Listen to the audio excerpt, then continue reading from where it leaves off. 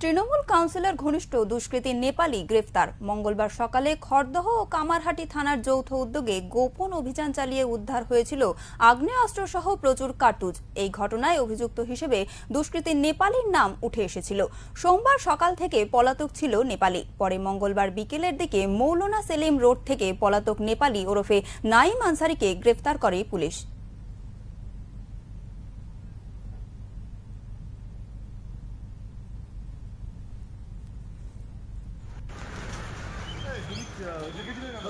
রেখেছিলেন কেন?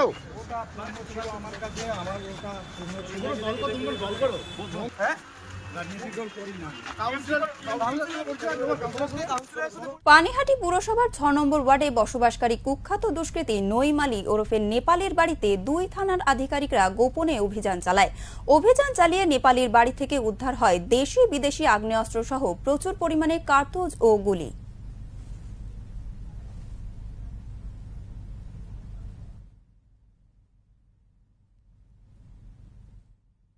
পানিহাটি পুরসভার ৬ নম্বর ওয়ার্ডে বসবাসকারী কুখ্যাত দুষ্কৃতী নঈম আলী ওরফে নেপালের বাড়িতে ২ থানার আধিকারিকরা গোপনে অভিযান চালায়। অভিযান চালিয়ে নেপালের বাড়িতে উদ্ধার হয় দেশি বিদেশি আগ্নেয়াস্ত্র সহ প্রচুর পরিমাণে কার্তুজ ও গুলি।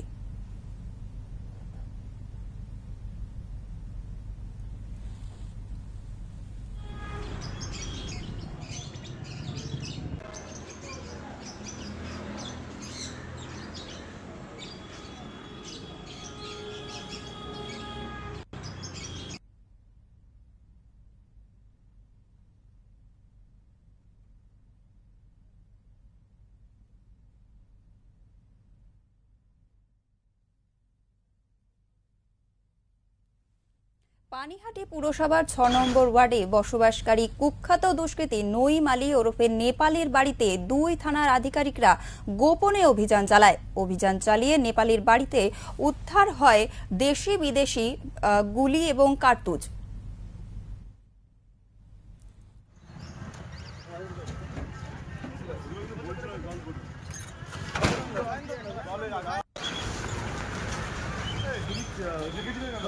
রেখেছিলেন কেন?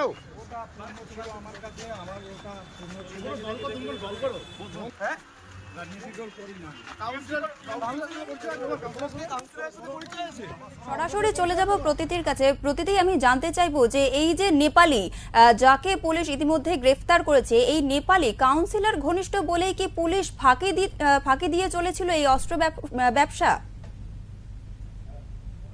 হ্যালো, হ্যাঁ প্রতীতি, শুনতে পাচ্ছ? হ্যাঁ বলো। হ্যাঁ, আমি জানতে চাইছি যে এই যে নেপালির এই যে অস্ত্র ব্যবসা চলছিল পুলিশকে ফাঁকি দিয়েই, তিনি যে তৃণমূল ঘনিষ্ঠ, এই কারণেই কি ফাঁকি দিয়ে এই ব্যবসা চলছিল? এর পেছনে কি কারণ রয়েছে আমাদের একটু জানাও। দেখো, এই যে পরশুদিন রাতে সন্ধ্যার পরে এই যে বিপুল পরিমাণ অস্ত্র উদ্ধার হয়েছে পানিহাটি পৌরসভার ৬ নম্বর ওয়ার্ড থেকে, তো সেই নিয়ে কিন্তু তারপর থেকে কিন্তু শোরগোল পড়ে গেছে পুরো এলাকায়। কারণ দীর্ঘদিন ধরে তিনি এই এলাকায় ছিলেন, যাকে আর কি গ্রেপ্তার করেছে নঈম বা নেপালি। তো এই যে সকলের প্রতিবেশীরা বা এলাকার কোনো মানুষ কিন্তু আগে কোনোদিনও বুঝতে পারে যে অস্ত্রের কারবার করতে হবে, তার কাছে এত অস্ত্র রাখতে পারে। এরপরে পুলিশ তাকে গোপন সূত্রে খবর দেয় এবং তারা কামারহাটির কাছে প্রথমে খবর দেয়। এরপরে কামারহাটি এবং খড়দা যৌথ উদ্যোগ মানে যৌথ টিম গঠন হয় এবং তারপরে তারা হানা দিয়ে এই অস্ত্র উদ্ধার করে। এরপরে যেটা প্রকাশ্যে আসে সেটা শুভেন্দু অধিকারী অর্থাৎ বিরোধী দলনেতার তার অ্যাকাউন্টে, তার সোশ্যাল মিডিয়ার যে অ্যাকাউন্ট রয়েছে সেখানে তিনি বেশ কয়েকটি ছবি পোস্ট করেন এবং সেখানে দাবি করা হয় যে এই যে গ্রেপ্তার হওয়া নেপালি তৃণমূল ঘনিষ্ঠ, তৃণমূলের কাউন্সিলর বিধায়ক, এদের ছত্রছায়ায় রয়েছে এবং তার জন্যই এই বারবার যদিও এই গোটা বিষয়টি নিয়ে পুলিশ কিন্তু নিশ্চিন্তে নারাজ, কারণ তারা প্রেস মিট করেছে বা পুলিশের উচ্চপদস্থ আধিকারিক তারা শুধু এটাই বলছেন যে পুরো যে ঘটনাটা ঘটেছে পুরোটাই তদন্ত সাপেক্ষ। কারণ নেপালিকে গ্রেপ্তার করা হয়েছে, তাকে জিজ্ঞাসাবাদ করা হয়েছে, তাকে 10 দিনের পুলিশি হেফাজতে নেওয়া হয়েছে এবং নিয়ে তাকে জিজ্ঞাসাবাদ করা হবে এবং আগামী দিনেই বোঝা যাবে যে তার সঙ্গে আর কে জড়িত বা এই ধরনের যে ঘটনা, মানে এই ধরনের যে অস্ত্র কারবার, তার সাথে আর কেউ যুক্ত আছে কিনা, যে কতদিন ধরে করছে। এই যে পুরো তদন্ত মানে এই যে পুরো তথ্য, এগুলো সবটাই তদন্ত সাপেক্ষ। সেই জন্য কিন্তু ব্যারাকপুর পুলিশ কমিশনারেটের আধিকারিকরা তারা কিন্তু মুখ খুলতে নারাজ এবং এইটা নিয়ে কিন্তু বিরোধীরা সরব হয়েছে। তাদের বক্তব্য যে যেহেতু তৃণমূল আশ্রিত দুষ্কৃতী এবং তৃণমূলের ছত্রছায়া ছিল এবং বেশ কয়েকটা ছবিও দেখা যাচ্ছে কতটা ঘনিষ্ঠ সে, সেই জন্যই কিন্তু এই বারবারন্ত এই দুষ্কৃতী বলে বিরোধীরা দাবি করছে। যদিও তৃণমূলের পক্ষ থেকে কিন্তু সেই অর্থে কোন রকম কথা বলা হচ্ছে না। যেটা পৌর প্রধানের সঙ্গে আমি কথা বলেছিলাম, সোমনাথ দে, বানিয়াটি পৌরসভা, তিনি যেটা বলছেন যে এই ধরনের যারা সোশ্যাল ওয়ার্ক করেন তারা অনেক ধরনের জায়গায় না বিভিন্ন ধরনের মানুষের সঙ্গে তাদের যোগাযোগ হয়, অনেকে ছবিও তোলে, কিন্তু তার অর্থ এই না যে কে ক্রিমিনাল বা কে খারাপ কে ভালো তারা বিচার করতে পারে। কিন্তু যদি কেউ দোষ করে থাকে তাহলে তার শাস্তি দেওয়া হবে, তার শাস্তি পুলিশ দেবে এবং পুলিশই তদন্ত করছে, পুরোটা তদন্ত সাপেক্ষ বলে তিনি কিন্তু তার মন্তব্য পাচ্ছেন। একদমই প্রতিদি আমরা শুনছিলাম যে ধন্যবাদ প্রতিদি তোমাকে। এবং আমরা শুনছিলাম আমাদের প্রতিনিধির কাছ থেকে যে এই যে নঈম আলী ওরফে নেপালি তিনি যে গ্রেফতার হয়েছেন পুলিশের হাতে এবং পুরো ব্যাপারটাই কিন্তু পুলিশ তদন্ত চালাচ্ছে এবং বিরোধীরাও কিন্তু এই ঘটনার বিরুদ্ধে সরব হয়েছেন।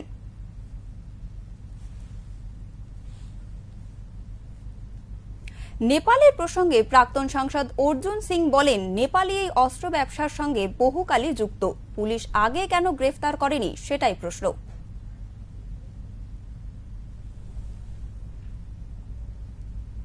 ক্ষমতা যখন চেঞ্জ হয়ে রাতারাতি চেঞ্জ হয়ে তৃণমূলের 1 নম্বর লোক হয়ে গেছে এই নেপালি নঈম আলী উর্ফ নেপালি। অফিসিয়ালি ব্যবসা করে, আমি জানি না অতদিন পরে পুলিশ কি করে জানে, একে সবাই জানে। এই অফিসিয়ালি ব্যবসা করে, সরকার যার থাকে তার সঙ্গে থাকে, সরকারি নেতাদেরকে অস্ত্রশস্ত্র দেয়, সরকারি লোকগুলোকে সব ব্যবস্থা করে। এটা ধরা পড়েছে আমার যতটুকু বুঝতে পারছি, কোনো এজেন্সি কোনো ফোন ট্র্যাপ করে পেয়েছে, এজেন্সি ইনপুটের উপরে এটা ধরতে বাধ্য হয়েছে, নাহলে এরা ওকে ধরতো না। এরা সবাই জানে তো, এটা প্রত্যেকটা 3-4 লোকের পরে ক্রিমিনাল যারা আছে তাদেরকে জিজ্ঞেস করলে আপনি পাবেন কোথা থেকে অস্ত্র পেয়েছে। অভিযুক্ত দুষ্কৃতী নেপালি পানিহাটি পুরসভার 5 নম্বর ওয়ার্ডের তৃণমূল কাউন্সিলর বিশ্বনাথ দের ঘনিষ্ঠ বলে সূত্র মারফত খবর। নেপালের বাড়িতে কোথা থেকে এত অস্ত্রশস্ত্র গুলি এলো তবে এই নিয়ে যথেষ্ট চিন্তায় তদন্তকারী আধিকারিকরা। এই বিষয়ে পাল্টা তোপ দাগতে ছাড়েননি শুভেন্দু অধিকারী। সমাজ মাধ্যমে কড়া ভাষায় রাজীব কুমার এবং তৃণমূলকে নিশানা করেন তিনি।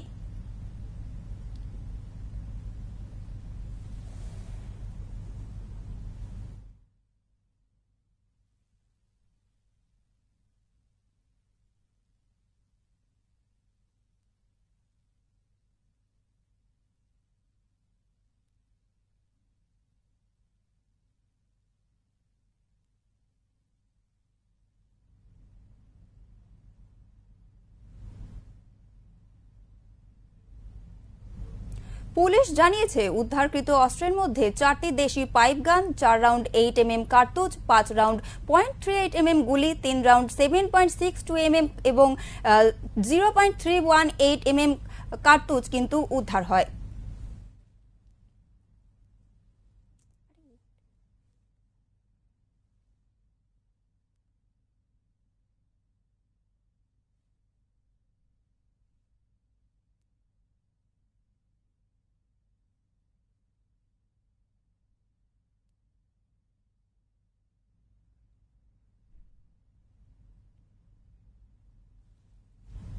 মঙ্গলবার বিকেলে মৌলানা আলিম সেলিম রোড থেকে পলাতক নেপালি ওরফে নাইম আনসারিকে গ্রেফতার করা হয়।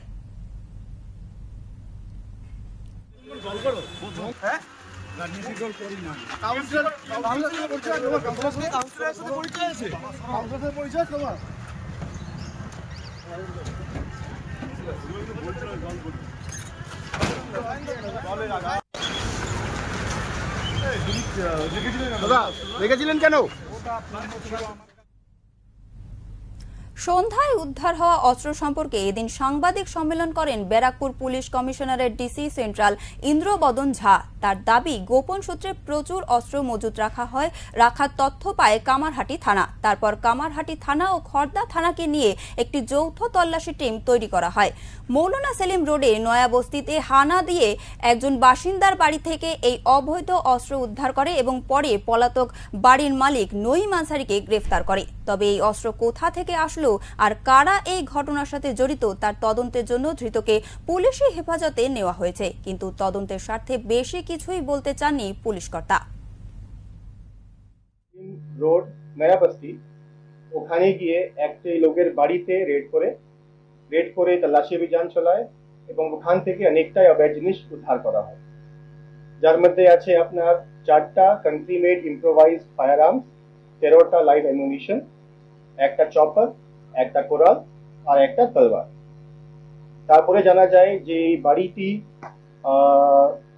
এক লোক আছে নঈম আনসারি এলিয়াস নেপালি, ওর বাড়ি আছে এবং ওর পজিশনে এইসব জিনিস ছিল।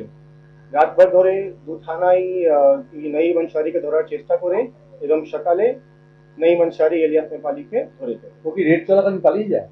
রেড চলাকালীন ও ছিল না ওখানে। আর তারপরে কেস করা হয়, কেস করে সঙ্গে সঙ্গে অ্যারেস্ট করে সকালে অ্যারেস্ট করে ওকে কোর্টে পাঠানো হয়। কোর্ট থেকে আমরা লন্ডন কোর্ট থেকে আমরা 10 দিন পিসি চেয়েছিলাম, আমরা 10 দিন পিসি পেয়ে গেছি। এখন আমাদের পিসিতে জাস্ট সবাই ঢুকলো।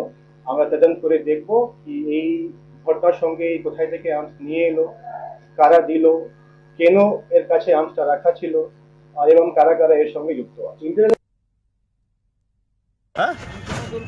কাউন্সিলরের সাথে